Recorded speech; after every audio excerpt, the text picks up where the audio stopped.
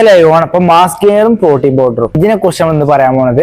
First എനിക്ക് പറയാൻ എന്താ വെച്ചാൽ ഇത് രണ്ടും നെസസറി അല്ല. നമ്മൾ ഡയറ്റ് പ്രോപ്പർ ആണെങ്കിൽ ഓക്കെ. നമ്മൾ ഡയറ്റ് പ്രോപ്പർ അല്ലെങ്കിൽ നമ്മുടെ ഡയറ്റിൽ അത്യാവശ്യം പ്രോട്ടീൻ കിട്ടുന്നില്ലെങ്കിൽ അപ്പൊ നമുക്ക് എന്ത് ആവശ്യം വരും? വേ പ്രോട്ടീൻ്റെ ആവശ്യം വരും. അതേപോലെ തന്നെ നമ്മുടെ ഡയറ്റിൽ അത്യാവശ്യം കാലറീസ് ഇല്ലെങ്കിൽ നമുക്ക് അപ്പം മാസ് ഗെയിനർ ആവശ്യം വരും. ഫോർ എക്സാമ്പിൾ ആയിക്കാൻ നമുക്ക് ഒരാൾ എടുക്കാം. അത് ഭയങ്കര ബിസി ആയ ഒരാൾ, ഫുഡ് ഉണ്ടാക്കാൻ ടൈമില്ല, അതുപോലെ വർക്ക് ചെയ്യാൻ ജിമ്മിൽ പോവാണ്, ജിമ്മിൽ നിന്ന് ഇറങ്ങിയിട്ട് വീട്ടിൽ കുറെ പോകാണ്ട്, അതിനിടയിൽ ഫുഡ് ഉണ്ടാക്കാൻ, അതുപോലെ പുറത്തുനിന്ന് കഴിക്കാൻ നല്ല ഓപ്ഷൻസ് ഒന്നും ഇല്ല. അപ്പോഴാണ് നമുക്ക് ഈ സപ്ലിമെന്റ്സിന് ആവശ്യം വരുന്നത്. പ്രോട്ടീൻ പൗഡർ എടുക്കാം. പ്രോട്ടീൻ പൗഡർ ഒരു സ്കൂപ്പ് നമുക്ക് എപ്പോൾ വേണമെങ്കിലും കഴിക്കാം, എവിടെ വേണമെങ്കിലും കഴിക്കാം. കൺവീനിയൻസ് ആണ്. അതായത് കൺവീനിയൻസിന് വേണ്ടി നമ്മൾ ഈ സപ്ലിമെന്റ്സ് യൂസ് ചെയ്യുന്നത്. അപ്പോൾ അത് വർക്കിന് പോകുമ്പോൾ 2 സ്കൂപ്പ് പ്രോട്ടീൻ കൊണ്ട് പോകും. വർക്ക് കഴിഞ്ഞിട്ട് നേരെ വർക്കൗട്ടിന് പോകുമ്പോൾ നമ്മൾ എന്ത് ചെയ്യും? ഒരു സ്കൂപ്പ് പ്രോട്ടീൻ എടുത്താണ്ട് കഴിക്കും. അതിന് കൂടെ തന്നെ വേണമെങ്കിൽ ബനാന ആണെങ്കിൽ കാപ്സ് ആണെങ്കിൽ കഴിക്കും ചെയ്യും. ഇപ്പൊ പ്രീ വർക്കൗട്ട് കഴിഞ്ഞു. അതേപോലെ തന്നെ അയാൾക്ക് വർക്കൗട്ട് കഴിഞ്ഞ് കഴിഞ്ഞാലും അപ്പൊ തന്നെ പ്രോട്ടീന്റെ ആവശ്യമുണ്ട്. അപ്പൊ അയാൾക്ക് ആ രണ്ടാമത്തെ സ്കൂപ്പ് പ്രോട്ടീനും അപ്പൊ കഴിച്ചു കഴിഞ്ഞാൽ പ്രോട്ടീനിലേക്ക് അയാൾക്ക് ഏകദേശം ഫില്ല് ആയി. വീട്ടിൽ പോയിട്ട് നേരം മീൽ കഴിക്കാം.